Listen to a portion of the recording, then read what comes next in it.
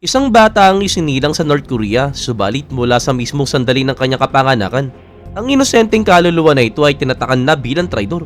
Kilala ang North Korea sa buong mundo dahil sa pagkakaroon nito ng ilan sa mga pinakamatinding batas na ipinatupad ng kahit anong bansa. Mga batas na sobrang nakakagulat na parang katang-isip ng kung pakikinggan. Imagine mo na lamang na mayroong eleksyon sa bansa, pero isang tao lamang ang pwede mong iboto at kapag hindi mo siya binoto, diretso kang ikukulong. Iisa lang ang TV channel na pwedeng mapanood at wala kang karapatang lumipat ng ibang station at kung gusto mo manood ng iba, ito ay imposible. Maaaring tanging North Korea lamang ang bansa sa buong mundo na kung saan hindi ka ikukulong dahil sa krimen na ginawa mo, kundi dahil lang sa inisip mo ito. Ngayon, balikan natin ang taong 1945. Sa loob ng 35 years, sinakop ng Japan ang buong Korean Peninsula. Subalit matapos ang pagtatapos ng World War II, hinati ang Korea sa dalawa, North Korea at South Korea. Ang hilagang bahagi ay napunta sa ilalim ng impluwensya ng Soviet Union, habang ang timog naman ay napasa ilalim ng Estados Unidos. Noong 1948, itinalaga si Kim Il-sung mula sa pamilyang Kim bilang Supreme Leader ng North Korea.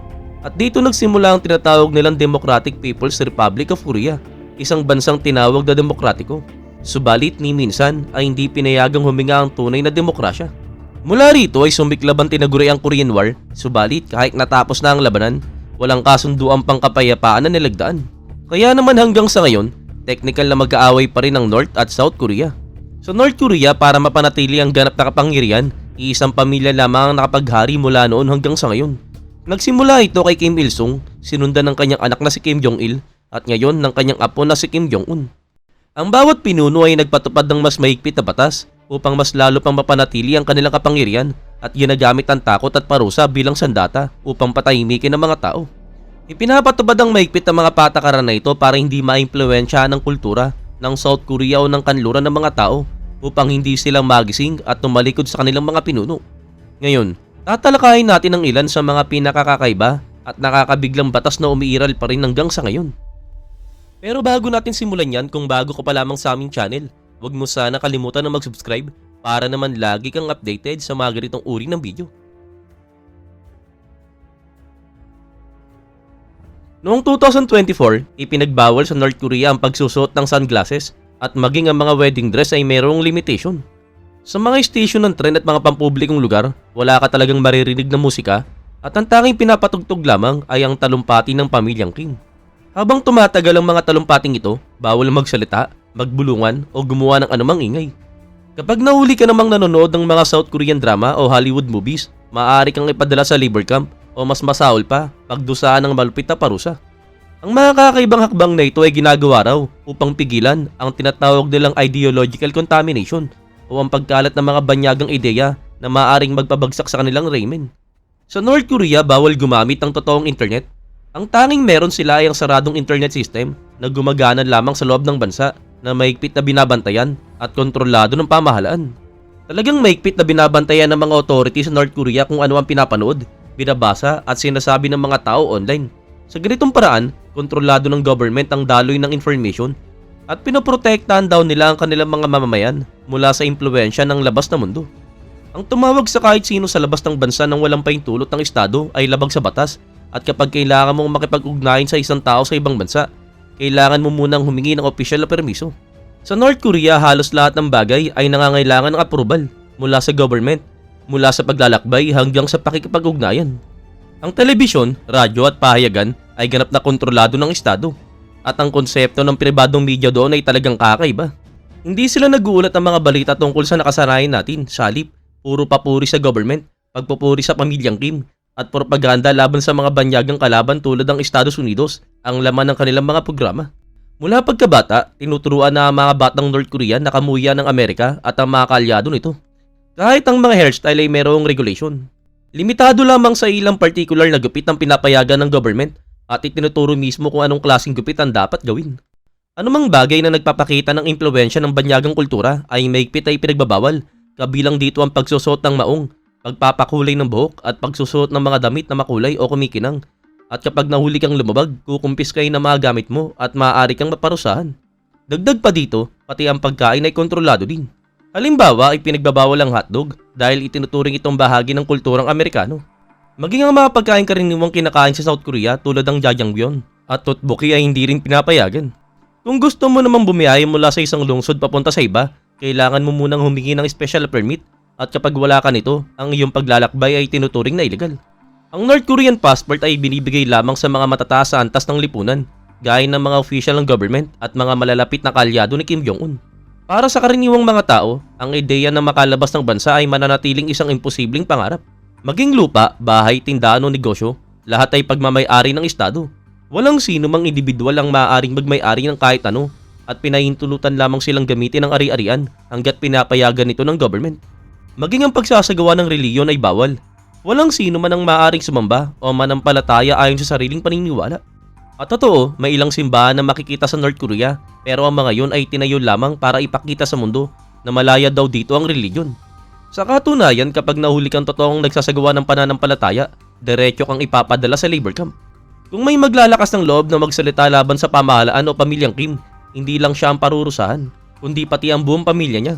At ang nakakatindig balihibong bahagi rito, maaari itong tumagal hanggang 3 generation. At ang ibig sabihin, kung mayroong isang taong idedeklarang traidor sa ngayon, kahit ang apo niya pagkalipas ng ilang dekada, ay matatatakan pa rin bilang isang traidor. Ginagawa ito para siguraduhin na mawawala ang dugong nagmana ng rebelyon upang walang sino man sa inaharap ang magtangang lumaban sa pamilyang Kim. Bawat community, gusali at barangay ay napapaligiran ng mga espiya ng government. Mga karaniwang tao na mukhang inosente pero palihim na nagbabantay at nagsusumbong sa mga pinaghihinalaang lumalabag.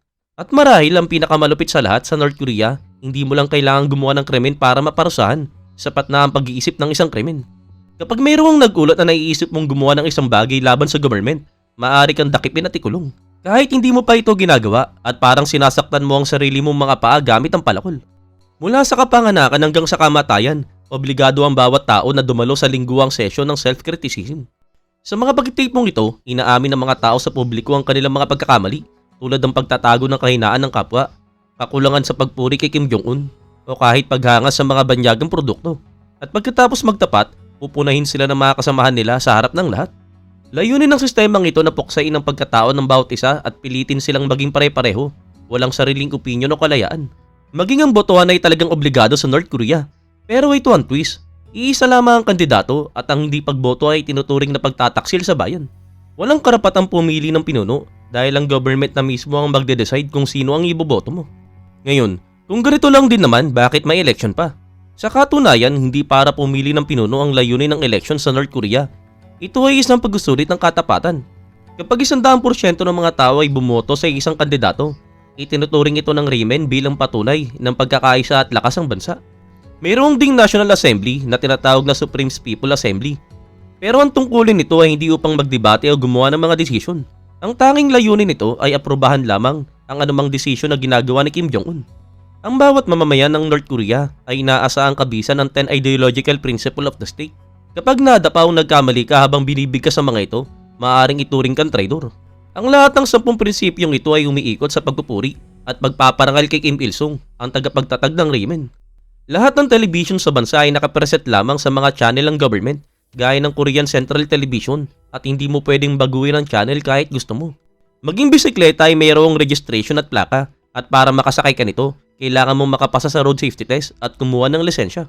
Ang pagsusuot naman ng mga damit na may mga banyagang logo, slogan o bandila ay mahigpit ay pinagbabawal. Itinuturing ito ng government bilang cultural contamination o pagkasira ng kanilang pambansang identity. Kaya ang lahat ay dapat magpakita lamang ng pagkakakilanlang North Korean. At hindi lamang ito para sa mga lokal. Maging ang mga turista ay kailangang sumunod sa napakahigpit na mga batas. Bawat bisita ay binibigyan ng gabay na aprobado ng government at tanging mga lugar lamang na pinapayagan ng estado ang pwedeng puntahan. Bawal makipag-usap sa mga lokal na tao, bawal kumuha ng mga kaswal na larawan, at bawal maglibot ng mag-isa. Kung gusto ng turista na mag-interview ng isang North Korean, kailangan muna nilang humingi ng pahintulot sa kanilang opisyal na gabay. At bagamat pinapayagan sa papel ang paggamit ng cellphone at computer, regular na sinusuri ng mga authority ang mga USB drive at memory card. Kapag nahuli kang may banyagang content, mula sa mga pelikula hanggang balita mula sa labas ng bansa, maaari kang maparusahan ng matindi. Ipinapatupad din ng North Korea ang isang di makataong sistema ng panlipunang uri na kilala bilang Songbun. Ang sistemang ito ay parang caste system na kung saan nakabatay ang buong kinabukasan ng isang tao mula sa kanyang kapanganakan at hindi ito nakasalalay sa talento o ambisyon kundi sa kasaysayan ng pamilya. Mayroong tatlong pangunahing uri ng sistema ito.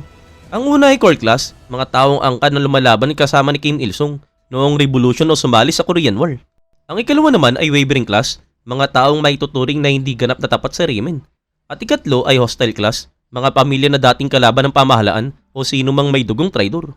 Sa sistemang ito nakabatay ang iyong trabaho, bahay, education at rasyon ng pagkain na kung saan ka kabilang.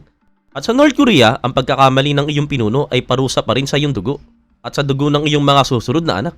Ang mga kabilang sa core class ay tinuturing na pinakatapat sa rehimen. Sila ang mga member ng elitistang grupo na tumatanggap ng pinakamagagandang pribileyo tulad ng matataas sa posisyon sa government, ranggo sa militar, pahintulot ng manirahan sa kabisera sa Pyongyang, at karapatang magmay-ari ng kotse, isang bagay na ipinagbabawal sa karamihan ng mga tao. Ang pangalawang uri naman o ang tinatawag na wavering class, na siyang kilala din bilang uncertain o neutral class, ay binubuo ng mga karaniwang tao, mga angkan ng mga magsasaka, manggagawa, o yaong walang particular na connection sa politika. Bagamat pinapayagan silang gumamit ng ilang facility na katulad ng mga nasa gitnang uri, palaging binabantayan ng kanilang mga galaw at hindi sila lubos na pinagkakatiwalaan ng pamahalaan. At naroon naman ang ikatlong uri, ang hostile class na tinatawag ding jasing.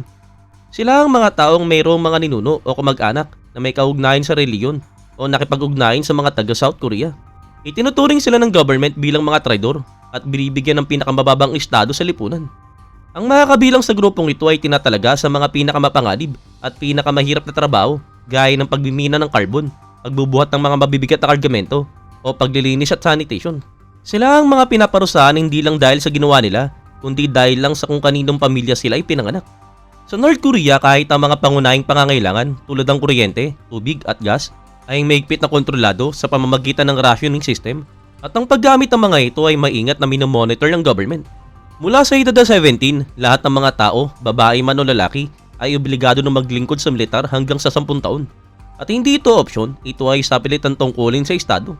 Tuwing anniversary naman ng kamatayan na Kim Il-sung at Kim Jong-il, obligado ang lahat na umiyak sa publiko. Ang hindi pagpapakita ng kalungkutan ay may tuturing na kakulangan ng katapatan sa pamahalaan. Sa bawat tahanan naman, dapat mayroong nakasabit na larawan ni Kim Il-sung at Kim Jong-il. Ang mga larawan na ito ay kailangang regular, na nililinis at kung mapabayaan mo ito, maaari kang akusahan ng kawalang galang sa rehimen. At upang palakasin ang ideological na katapatan, maging ang mga batang mag-aaral ay pinagme-memorize ng mga talumpati ni na Kim Il-sung at Kim Jong-il. Ganito kalayo ang pagkakaiwalay ng North Korea sa buong mundo, pati ang kanilang kalendaryo ay naiiba. Sa halip na sundin ng Georgian calendar na ginagamit ng karamihan sa buong mundo, gumagamit sila ng Juche calendar na nagsisimula sa taong ipinanganak si Kim Il-sung na itinuturing nilang year 1 ng kanilang kasaysayan. Nagsisimula ito sa taong 1912, taon ng kapanganakan ng kanilang pinakamataas sa pinuno na si Kim Il-sung. Kaya naman habang ang buong mundo ay tinuturing na taong 2025, sa North Korea ito ay taong 113 pa lamang. Talagang maraming dahilan kung bakit nananatiling hiwalay at sarado ang North Korea mula sa ibang bahagi ng mundo. Una, natatakot ang rehimen ni Kim na kapag nalaman ng mga tao ang katotohanan tungkol sa labas ng bansa, maaari silang magsimulang magtanong at kumalaban sa gobyerno. Dahil dito, talagang mahigpit na ipinagbabawal ang media, pagbiyahe sa ibang bansa at internet access. Ayaw ng rehimen na magkaroon ng kahit anong ideya ang mga tao tungkol sa buhay sa labas ng kanilang hangganan, isang mundo na mas malaya at ibang iba sa kontroladong reality ng kanilang kinagistan.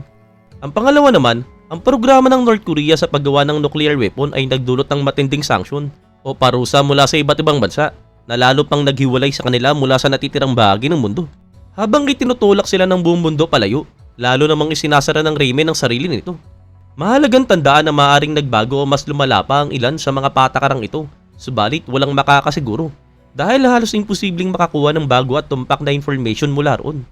Ang lahat ng nalalaman natin ay galing lamang sa ilang taong matagumpay na nakatakas mula sa bansa matapos ang taong 1953 o mula sa mga bihirang video na palihim na naitala ng mga taga North Korea at ipinuslit palabas ang bansa na kadalasan ay nakatago sa mga USB drive na dumaraan sa China. Ngayon, sana ay nagustuhan mo ang video na ito at kung nakapulot ka ng bagong kaalaman, huwag mong kalimutan i-like at i-share at mag-subscribe ka na rin sa aming channel at gaya ng lagi naming sinasabi. Salamat sa inyong panonood at kita-kits mulit sa susunod nating video.